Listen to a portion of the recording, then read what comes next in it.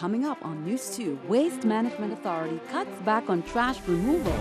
Now contracted waste haulers are saying the cutbacks are leading to a breach of contract. Also, the Finance Committee hears testimony regarding the fiscal year 2015 budget of 3 agencies, including the VI election systems. Meanwhile, the count continues. We'll have an update on 2014 primaries results.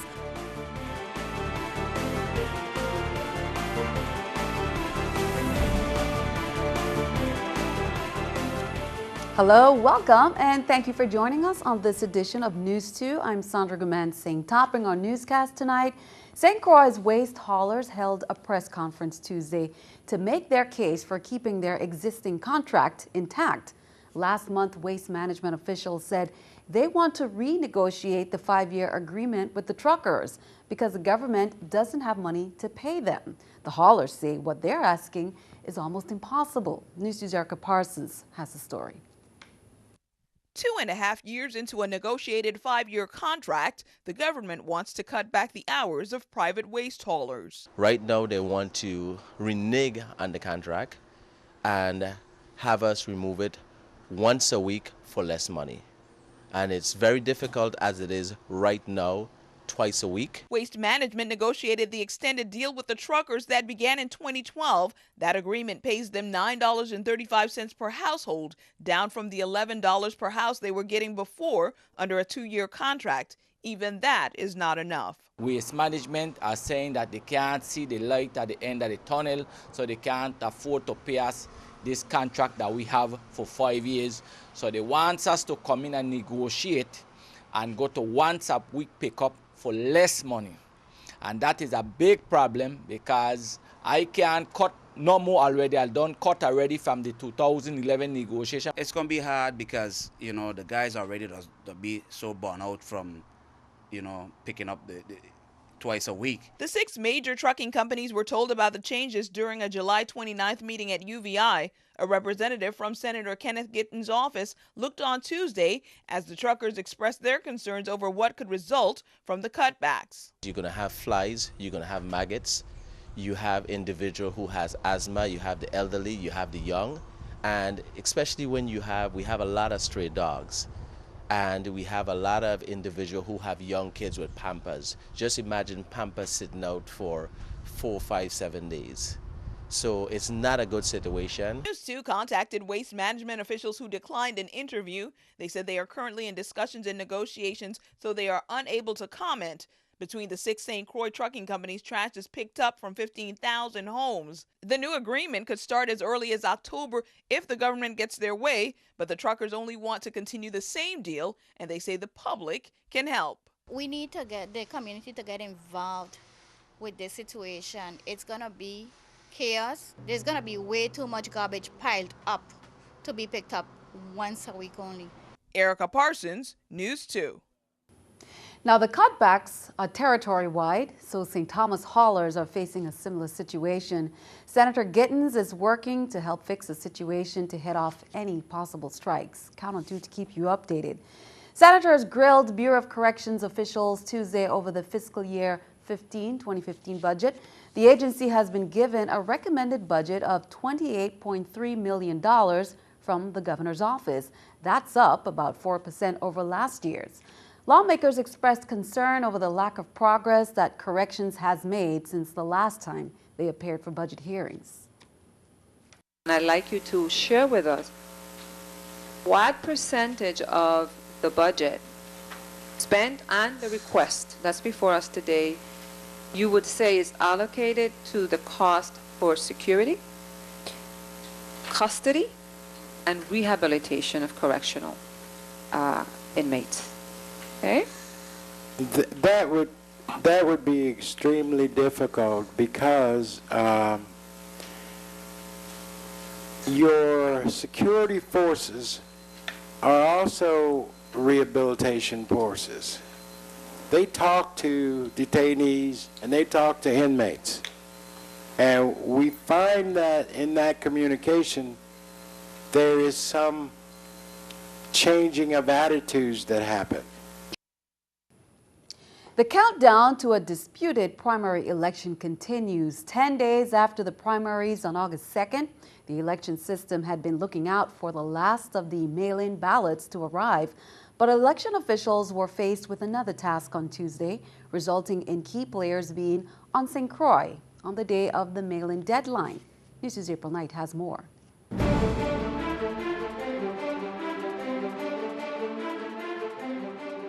Tuesday was a busy day for the election system and the election boards. It's the last day to receive mail-in ballots before the election boards on both districts make the final tally for certification. But key election officials spent the morning defending their 2015 budget in front of the Senate Finance Committee on St. Croix. In addition to defending the $1.4 million budget, they did get a chance to answer concerns about the conduct of the primaries, including why election was not rescheduled because of the weather. It's not in our purview to, the joint board will have to be the one, and no district can go ahead. It has to be a joint decision.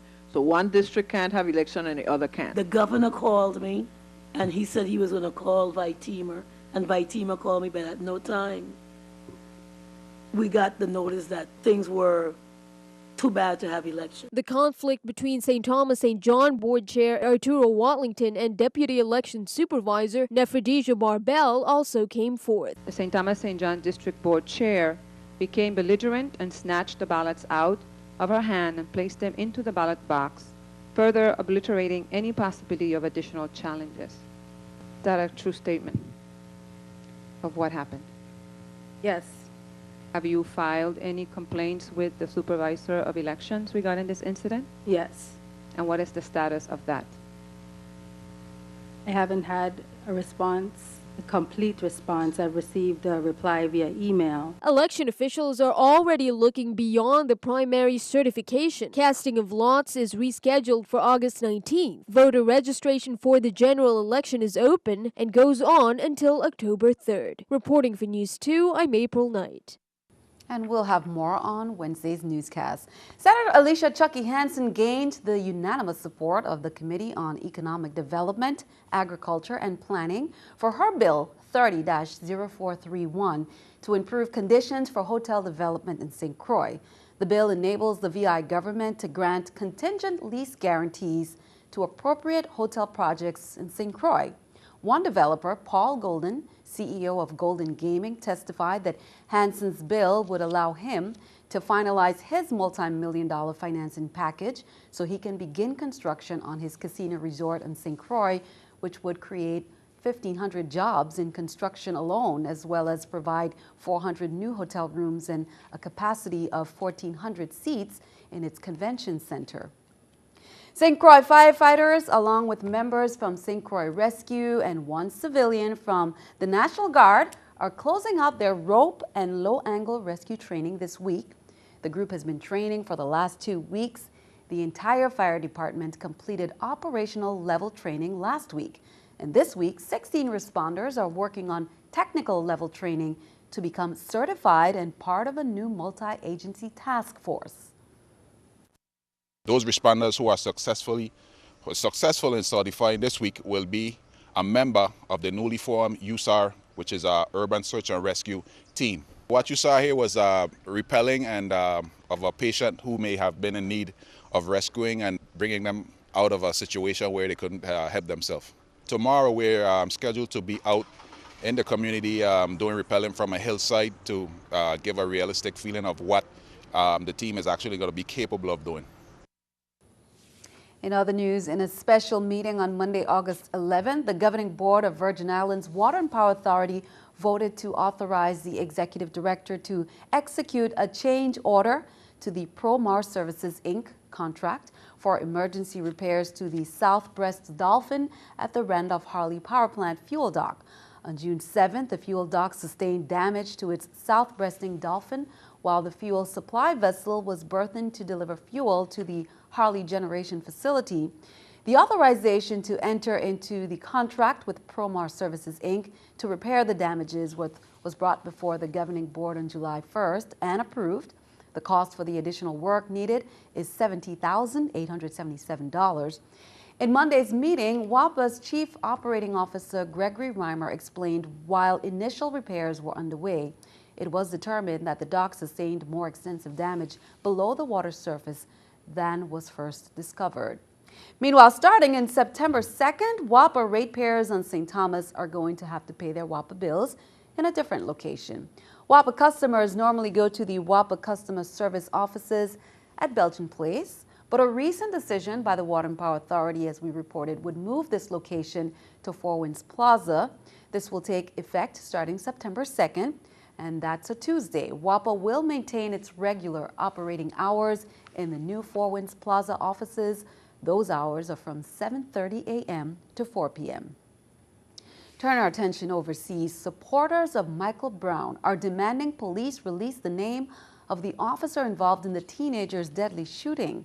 Omar Villafranca reports from Ferguson, Missouri. Sharpton joined the family of 18-year-old Michael Brown in Ferguson, Missouri to demand justice. We don't want to just be told to shut up and suffer in silence. We must have answers. Earlier, demonstrators marched with their hands above their heads to protest Saturday's police shooting of the unarmed teen. And why it is he thought it was appropriate to unleash 8 to 10 bullets on a young man wearing flip-flops. The Ferguson police chief planned to release the name of the officer involved in the shooting, but then decided against it, citing threats against the officer on social media. Sharpton wants federal authorities to take over the investigation. The local authorities have put themselves in a position, hiding names, not being transparent, where people will not trust anything but an objective investigation. Brown's family once again called for calm in the St. Louis suburb following 2 nights of unrest. But I need all us to come together and do this right, the right way, so we can get something done about this. No violence, man. Brown supporters plan to fast Wednesday as a peaceful protest. Omar Villafranca, CBS News, Ferguson, Missouri. And in other news, friends, family, and colleagues of Robin Williams are remembering a comedian of unique talent. The 63-year-old Oscar winner was found dead in his home in Marin County on Monday. Robin Williams' wife had left the house Monday morning thinking the comedian was still asleep, according to reports. His personal assistant grew concerned when the actor failed to respond to the knocks on the door. The preliminary cause of death is asphyxia due to hanging. Officials also say a small knife was found and Williams had cuts on his wrist. Toxicology tests will be conducted to determine if chemical substances were in his blood. The coroner's office says there's evidence the actor had been struggling with severe depression, and he battled substance abuse just last month, returning to a 12-step treatment program.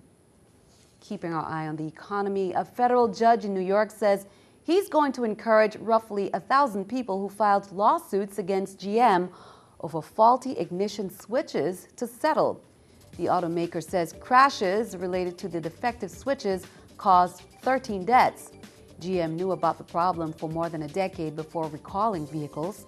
Here's a look at the New York Stock Exchange with our stock market watch. The Dow, Nasdaq, S&P all down. The Dow 9, Nasdaq 12, S&P 3. Coming up on News 2, participants garbed in traditional attire held a ceremony at Megan's Bay on Saturday morning to sign a declaration of unity following the theme, A Decade for Action and Dignity. Details. Plus, our Summer Fun segment takes you and your vehicle on a day trip to Love City to do some sightseeing. Details.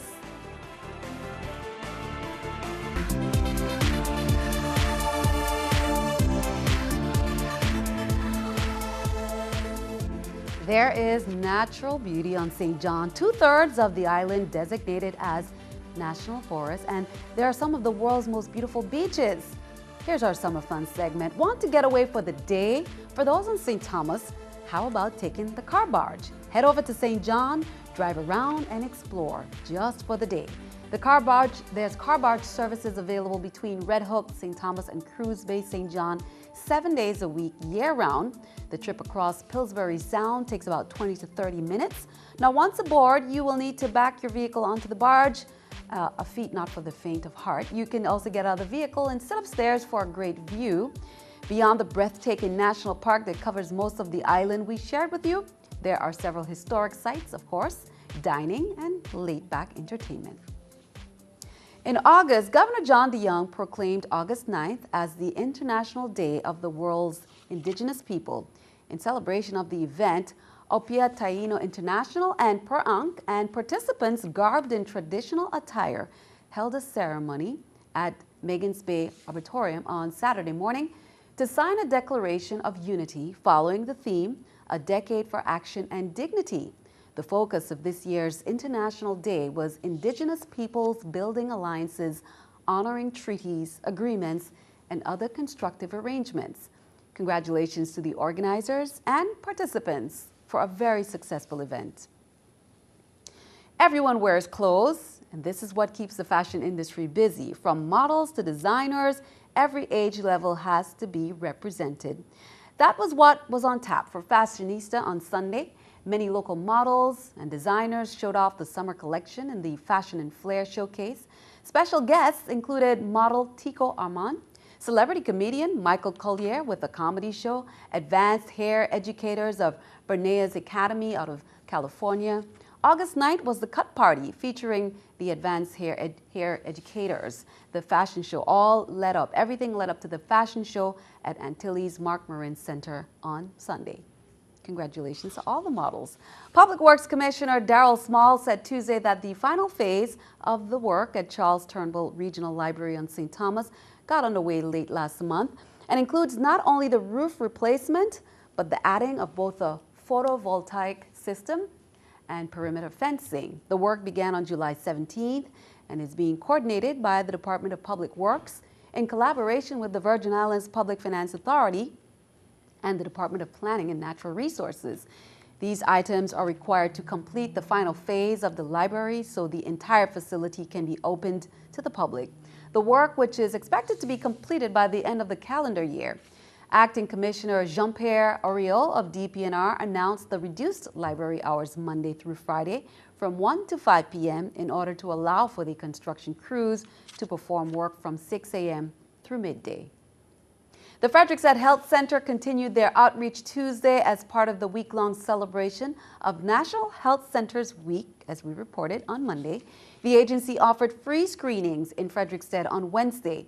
Health screenings will be offered at their North Shore location in La Grande Princess from 1 to 4.